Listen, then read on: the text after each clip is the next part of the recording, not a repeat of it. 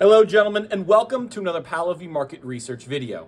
Today we're going to be discussing the fact that the S&P 500, gold, and Bitcoin are all sitting at or near all their all-time highs right now. But unlike previous all-time highs, no one seems to be doing much celebrating.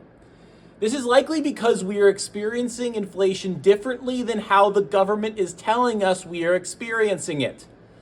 Today, I'm actually kind of willing to claim that at least 95% of American investors, right now do not know how to, and honestly don't even know how to pretend to, measure the difference between asset inflation and asset appreciation. So we know, and this is what the official story is, right? They tell us that inflation was calculated at 1.2% in 2020, 4.7% in 2021, 8% in 2022, and 4.1% in 2023. So that's a combined 18%. So would an all-time high right now for any of these assets have to exceed 20% of the previous all-time highs? So previous to COVID-induced quantitative easing? Maybe. But it's not really a simple framework either, because when we look at motor vehicle insurance, for example, that's up 46%. Used cars and trucks up 29%. Food outside the home up 25%. Gasoline up 34%. Energy up 34%. Shelter, rent up 23%. Personal care products up 19%. Medical care up 10%. In the aggregate, you'll see 21%, right? So maybe this framework isn't complete. So another way to review this, another way to think about inflation a little bit more competently, is to consider another metric, and that's M1 money supply. Because since March 2020, our M1 money supply is up 388%.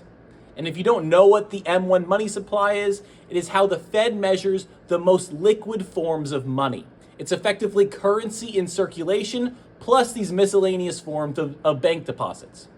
So we know that as the initial M1 liquidity, is released from bank accounts and into the actual economy, inflation will be exacerbated further because there's this massive tranche of capital that isn't really counted into inflation because it's not circulating in the economy. And once it does, and it already has started to, about 10% of that all-time high M1 supply has already been diminished.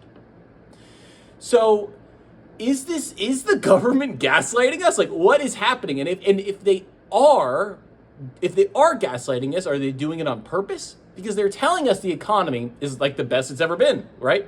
But it also doesn't take, all that much intelligence to realize that the only people really making money are the bankers, the lenders, the creditors, the military industrial complex people, material engineers working in computation like NVIDIA. That's pretty much it, right? And I think it's important to restate here, and I am constantly talking about these types of things, I know, but a good government is supposed to serve its people, right?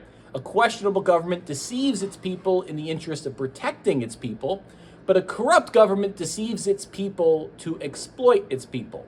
So we have to do our best to diagnose what our government is doing to us.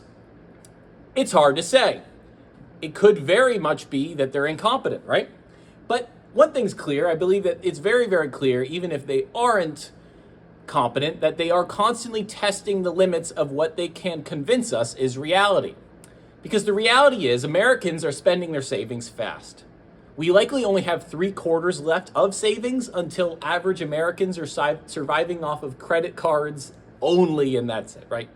Credit dependency is coming, and it's already here for a lot of us anyway. So interesting times are ahead, and we'll pick this up again tomorrow.